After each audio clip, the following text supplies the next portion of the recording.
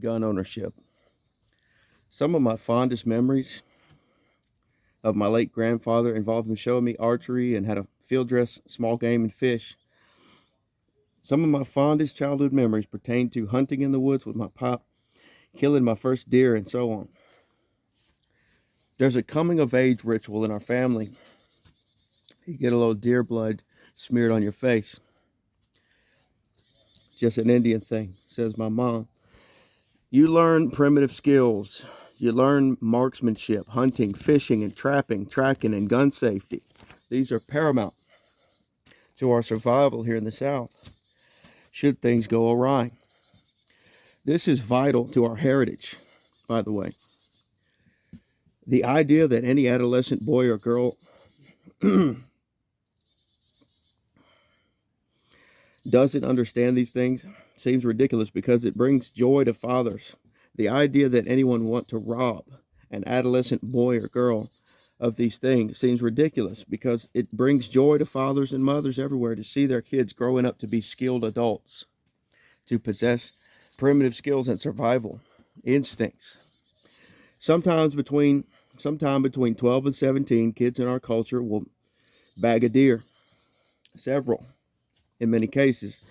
For the rest of their lives, they possess the skill of baiting, trapping, tracking, and hunting, fishing, and the like. That's part of being in the militia side. That's part of that side of our citizenry, our practice of citizenry. Practice of citizenship being citizenry. A citizen has more value, therefore, in that category to us if he or she possesses skills. Can you bait a hook? Can you skin a deer? Can you use your left hand? Guns are part of our home defense, our homeland's defense, and our way of life and recreation. That's why I don't trust anti-gun politics. You should be pro-gun and gun safety oriented. Guns are easily stored in a safe way and used appropriately. It's that simple. With just a little training and instruction, you should understand everything there is to know about owning a gun. You should be focused on what it means to be a responsible gun owner instead of trying to disarm responsible people. You should be developing a citizen-friendly military and police. They should have the best training in the world, our Americans.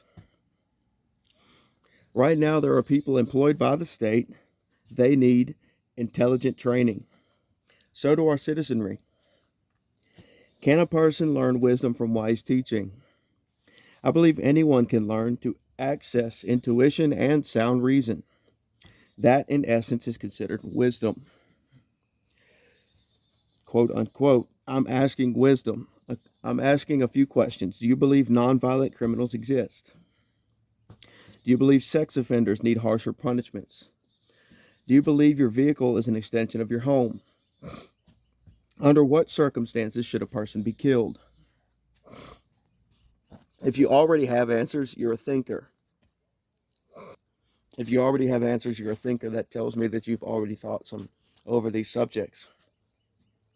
If you're a gun owner, then it's likely you have some common sense. You have scenarios in your mind surrounding gun usage. When would I use a gun and when would I not? You likely keep your guns locked away safely, but readily accessible and ready to use. You have a skills and training mindset and a way of life of preparedness, mental preparedness, and a way of life that's disciplined or disciplinary. You likely have situations assessment protocol already. I'm not here to take anyone's guns. I believe you should have one if you wish to have it, several in fact. I believe hunting, fishing, trapping, tracking, and farming to be fundamental rights with respect to private owned land. Where it pertains to public grounds, waterways, waters, and etc., licensing and tags become factors, as does hunting safety certification and training. We don't want strangers hurt, nor the sportsmen and women out honing their field and stream craft survival skills. We don't want them hurt either. But we don't want some stray bullet incident like I've had in my life. I was the victim of an accidental shooting, and here I am still petitioning in favor of guns. I believe that if you're going to hunt large game, you should either have access to dogs trained to track an injured animal, or the hunter should possess the necessary skills required to track and kill the wounded game animal. This prevents wasteful shooting, and it stands to prevent suffering. So have access to dogs, or have your own dogs so that you can track these animals if you get a blood trail. I believe that self-defense prevent the suffering of the injured animal. Home defense and the defense of your livelihood are all fundamental rights.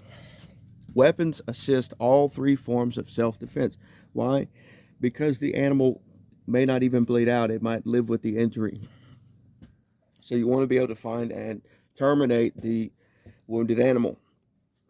Anyway, I believe that self-defense, home defense, and the defense of your livelihood are all fundamental rights. So can you track and kill the animal on your own? Yes, if you have tracking skills, you can without dogs to assist you. But in many cases, people rely on their hunting dogs for this purpose. They don't want the animals to suffer, and they don't want food to get away from them. Anyhow, weapons assist all three forms of self-defense: your person, your home, and your wares. Guns, knives, etc. are all fair game to me. Fundamental rights.